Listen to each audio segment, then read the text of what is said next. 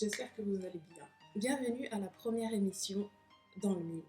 Tout de suite, nous allons accueillir Patrick. Alors bonjour à tous, j'espère que vous allez bien. On se retrouve enfin pour cette émission dans le mille. Patrick, tu vas nous parler du doute, c'est ça? De quoi je vais vous parler je vous parle du doute.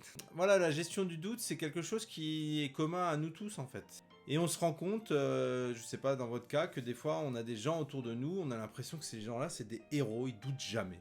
Mais là avec cette crise du coronavirus, avec le Covid, moi je me rends quand même compte que des gens même très forts dans la foi, on voit que ils sont pas aussi inébranlables que ça. Et ils se posent pas aussi peu de questions que ce que je pensais qu'ils se posaient. On voit sur des publications, sur des textes, sur des choses qui apparaissent, que aussi ces gens-là, ces héros de la foi, ils comprennent pas tout. Ils doutent aussi. Moi je doute, certaines fois. Et je crois que c'est pas grave de douter. Je pense qu'il faut qu'on approche le doute d'une certaine manière et on se rend compte que finalement on n'est pas les seuls à douter.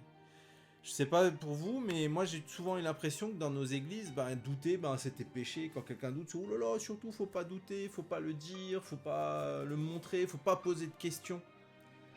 Et pourtant, on se rend compte dans la Bible qu'il y a des gens, des héros qui ont douté. Alors, c'est quoi le doute? C'est une incertitude qui porte sur la réalité, la vérité ou le choix. C'est une incertitude qui porte sur quelque chose de réel. Et ça nous pose un problème parce qu'on n'arrive plus à avancer, on se pose plein de questions, on veut prendre des décisions, mais en fait parce qu'on doute, on n'arrive pas et on est bloqué. On est bloqué, on n'arrive pas à avancer. Et ça c'est problématique. Douter, c'est différent que de se poser des questions. Moi je me pose des questions qui vont pas me bloquer dans ma foi chrétienne. D'accord. Tu peux nous donner un exemple d'une question que tu te poses? Par exemple, est-ce que Adam et Ève avaient un nombril? Et oui, ils sont pas nés de maman, donc pourquoi ils auraient un nombril? Enfin bref, ces questions-là, moi, elles ne me dérangent pas dans ma foi chrétienne, ça m'empêche pas d'être un chrétien, ça m'empêche pas de croire que Jésus est venu pour moi, pour me guérir, pour me pardonner. Non, les doutes, ils se rentrent dans deux catégories. La première catégorie, c'est est-ce que c'est vrai tout ce qu'on me dit? Est-ce que c'est vrai tout ce qui est écrit dans la Bible? Est-ce que c'est vrai qu'il y a vraiment une vie après la mort? Est-ce que Dieu veut vraiment me guérir? Vous savez, cette question, c'est est-ce que c'est vrai? Et la deuxième catégorie, c'est est-ce que ça vaut le coup? Est-ce que ça vaut le coup de tenir bon? Est-ce que ça vaut le coup de vivre en chrétien? Est-ce que ça vaut le coup de résister à ces tentations? Voilà les deux catégories qui rentrent dans des doutes et qui peuvent nous bloquer dans notre avancement, dans notre foi chrétienne. Est-ce que c'est vrai? Et est-ce que ça vaut le coup? Ok, mais que dit la Bible face au doute? Dans la Bible, il y a plusieurs histoires qui nous parlent du doute et qui me consolent personnellement.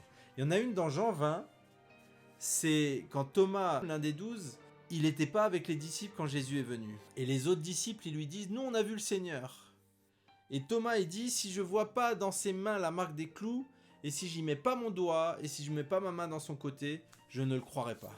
8 jours après, les disciples de Jésus étaient de nouveau dans la maison et Thomas se trouvait avec eux. Jésus vint alors que les portes étaient fermées, et il se tint au milieu d'eux et dit « Que la paix soit avec vous ». Et il dit à Thomas « Avance ton doigt ici. » Et regarde mes mains. Avance aussi ta main et mets-la dans mon côté, ne sois pas incrédule, mais crois. Et Thomas répondit, mon Seigneur et mon Dieu. Et Jésus lui dit, parce que tu m'as vu, tu as cru. Heureux ceux qui n'ont pas vu et qui ont cru. Et du coup, ça nous apprend quoi sur le doute? Ce texte, il nous dit que Thomas, il a douté. Et qu'une semaine après avoir exprimé ses doutes, il est en face de Jésus. Jésus aurait très bien pu lui dire « C'est pas bien, tu doutes, ah non, quand on est chrétien on doute pas, regarde je suis là ». Non, Jésus lui dit « Ok, mets ta main ici, avance ton doigt ». Jésus ne disqualifie pas quelqu'un qui doute. Jésus ne disqualifie pas quelqu'un qui doute. Et ça, vous le retrouvez tout au long de la Bible. En Exode, au tout début de la Bible, Moïse, il va voir Dieu et il lui dit « Seigneur, pourquoi est-ce que tu as fait du mal à ce peuple? Est-ce que c'est pour ça que tu m'as envoyé ? Depuis que je suis allé trouver le pharaon pour parler en ton nom, il fait du mal à ce peuple, et toi tu n'as pas du tout délivré ton peuple. » Moïse, il doute. Il dit à Dieu, pourquoi tu fais du mal à ce peuple? Est-ce que c'est pour ça que tu m'as envoyé? Et Dieu, qu'est-ce qu'il fait? Il parle à Moïse. Il ne le disqualifie pas. Non, il écoute même ses plaintes, alors que le peuple d'Israël attribue à Dieu ses problèmes. Un autre, Jean-Baptiste. Vous savez, Jean-Baptiste, il a baptisé Jésus. Donc, il faut imaginer la situation. Jean-Baptiste, Il y a Jésus qui arrive. Jésus lui dit baptise-moi. Lui dit non, je peux pas, je suis pas digne de délier tes sandales. Il dit si, fais-le, fais-le. Il baptise Jésus. Là, le ciel s'ouvre. Il y a une colombe qui descend et il y a une voix qui dit c'est lui, en parlant de Jésus, mon fils bien-aimé en qui j'ai mis toute mon affection. Je veux dire, je sais pas, c'est un des rares moments où on est en présence de Dieu, audible de cette façon. Et dans Matthieu 11, voilà ce qu'on lit. Jean-Baptiste avait entendu parler de ce que faisait le Christ, et il envoya 2 de ses disciples lui demander « Es-tu celui qui doit venir, ou est-ce qu'on doit en attendre un autre ?» Et Jésus répondit « Allez rapporter à Jean ce que vous entendez, ce que vous voyez. Les aveugles voient, les boiteux marchent, les lépreux sont purifiés, les sourds entendent, les morts ressuscitent, et la bonne nouvelle est annoncée aux pauvres. » Incroyable. Il a vu le ciel s'ouvrir, il a entendu Dieu lui-même parler, et lui, il doute. Lui, il doute. Même plus loin, dans Matthieu 11 toujours, Jésus dit de Jean-Baptiste que c'est le plus grand des hommes. Il n'est venu personne de plus grand que Jean-Baptiste. Dieu ne disqualifie jamais quelqu'un qui doute. Dieu ne disqualifie jamais quelqu'un qui doute. Pierre, il est sur une barque, il voit Jésus qui marche sur l'eau, il dit « Jésus, fais-moi marcher sur l'eau ». Là, Jésus, il dit « Viens ». Pierre, il commence à marcher sur l'eau, et hop, il commence à douter, et il coule. Et Jésus lui tend la main. Dieu ne disqualifie pas quelqu'un qui doute. Tu peux être chrétien et douter. Doute et foi chrétienne ne sont pas incompatibles. D'accord.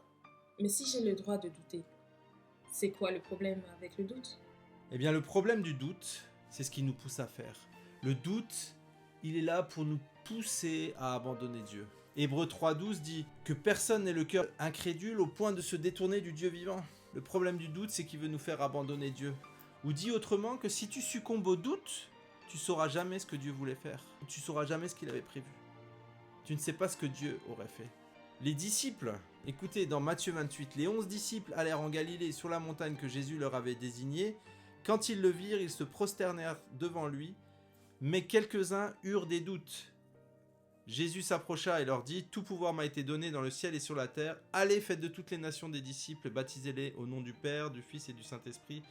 Enseignez-leur à mettre en pratique tout ce que je vous ai prescrit, et moi je suis avec vous tous les jours jusqu'à la fin du monde. » Les disciples ont passé 3 ans avec Jésus, ils l'ont vu faire des miracles, ressusciter des morts, ils étaient à l'école de la vie avec Jésus. Jésus est mort, il est ressuscité, il leur apparaît, et ils ont des doutes. Et s'ils avaient succombé aux doutes, ils ne seraient pas allés faire de toutes les nations des disciples, et on ne serait pas là aujourd'hui en train de se parler. Thomas, il n'a pas succombé aux doutes. D'ailleurs, je ne sais même pas s'il a mis son doigt dans les plaies de Jésus, c'est pas dit. Mais la tradition chrétienne nous dit que Thomas est allé évangéliser toute l'Inde. Vous imaginez si les premiers disciples avaient succombé aux doutes ? Qu'est-ce qu'il y aurait eu dans le livre des Actes ? Du coup, comment réagir face au doute ? Qu'est-ce qu'on doit faire ?